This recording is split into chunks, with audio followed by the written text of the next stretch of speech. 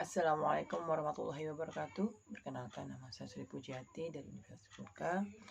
Akan mencoba menerangkan sedikit tentang penanganan fisik kepada anak.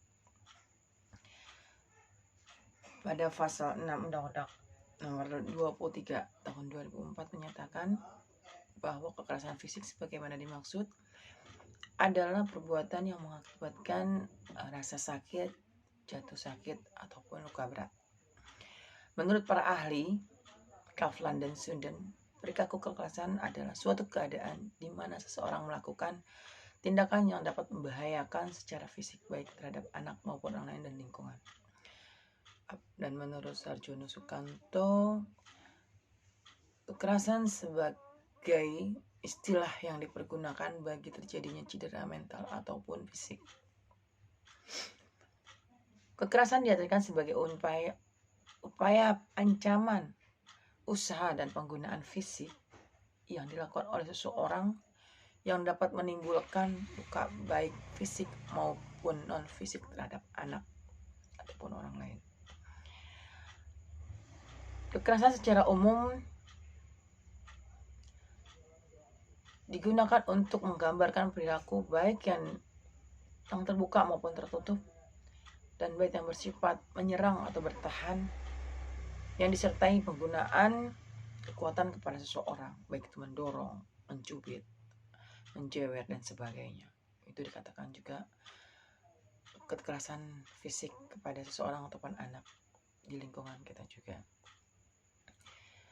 Sering kita lihat kekerasan fisik ini tidak hanya di rumah maupun di jalanan dan masyarakat.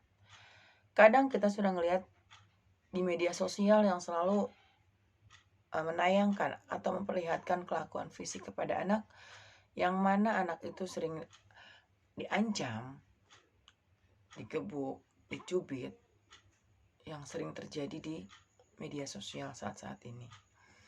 Anak sering melihat kelakuan seperti itu dan melihatnya mungkin terasa sakit dan terasa, oh seperti ini, apabila aku salah, apabila aku tidak mau mengerjakan sesuatu hal yang mama suruh atau orang tua saya suruh, pasti akan saya diberikan suatu tindakan kekerasan seperti ini. Anak itu belum mengerti dan biasanya anak itu selalu memperhatikan. Apalagi kita sekarang ini anak-anak sekolah belajar secara daring dan selalu menggunakan media sosial, yang dimana media sosial itu sering sekali ada iklan-iklan yang membuat anak-anak melihat, menonton, ataupun berputar kembali apa sih yang sedang dilakukan orang tua itu atau orang tersebut kepada anak-anaknya. Kita selaku orang tua seringnya juga suka lalai terhadap HP, terhadap tontonan-tontonan yang anak lihat, baik di televisi ataupun di wilayah sendiri, lingkungan kita. Ada yang orang tua terlalu kasar kepada anak apabila tersebut tidak mau mengerjakan soal, tidak mau mengikuti keturutan orang tuanya. Kesalahan kita seperti itu. Harusnya kita selaku orang tua memberikan keamanan bagi anaknya, rasa kasih sayangnya. Apabila salah, lebih baik kita memeluknya, menciumnya, memberikan sesuatu yang membuat anak itu menjadi tenang. Tidak hanya dengan mencubit, menjewer, maupun segala macam yang mengakibatkan anak itu merasa sakit.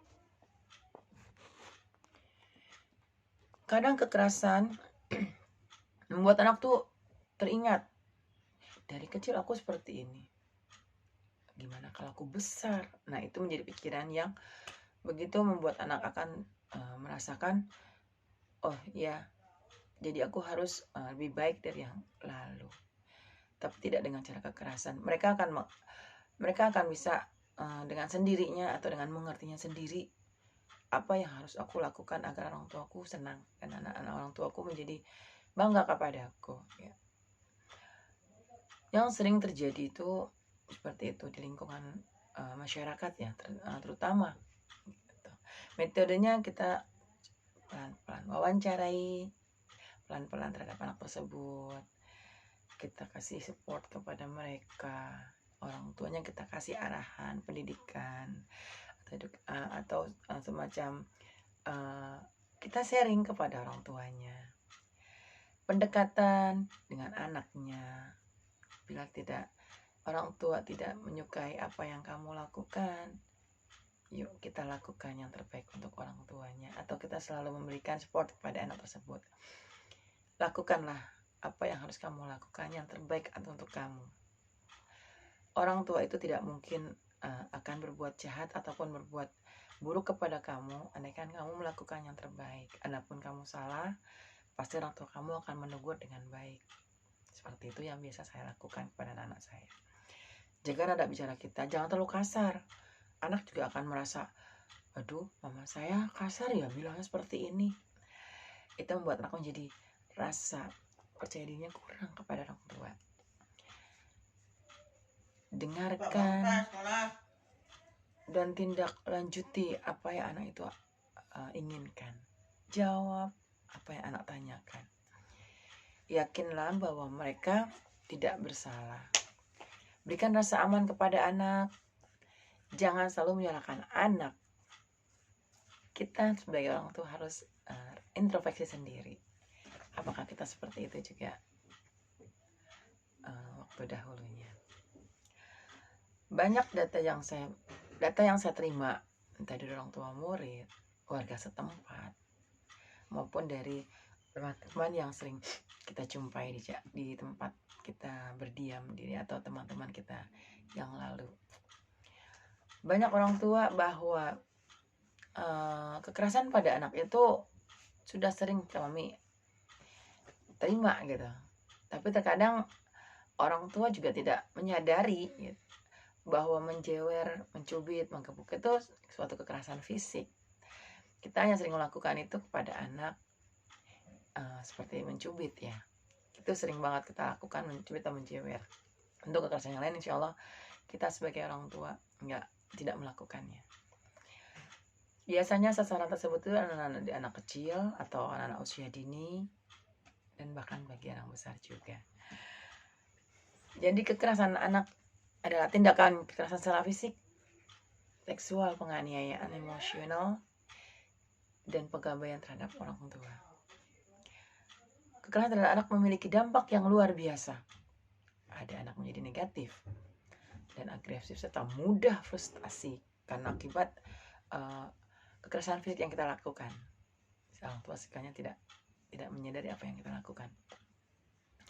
Mengingat dampak yang ditimbulkan, maka penyesuaian masalah kekerasan terhadap anak juga dapat diselesaikan dengan cara menyeluruh.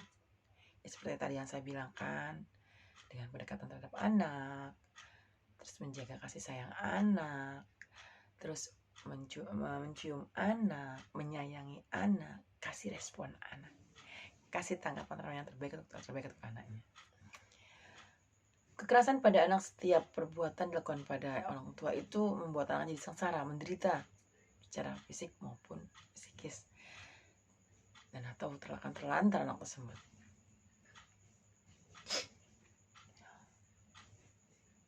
Mungkin hanya itu dari saya sedikit. Kesimpulannya, marilah kita jaga anak kita lakukan yang terbaik untuk anak. Insya Allah anak-anak kita akan menjadi anak-anak yang baik, anak yang soleh dan soleha, anak yang berguna untuk orang tua serta agama, nusa dan bangsa. Wassalamualaikum warahmatullahi wabarakatuh.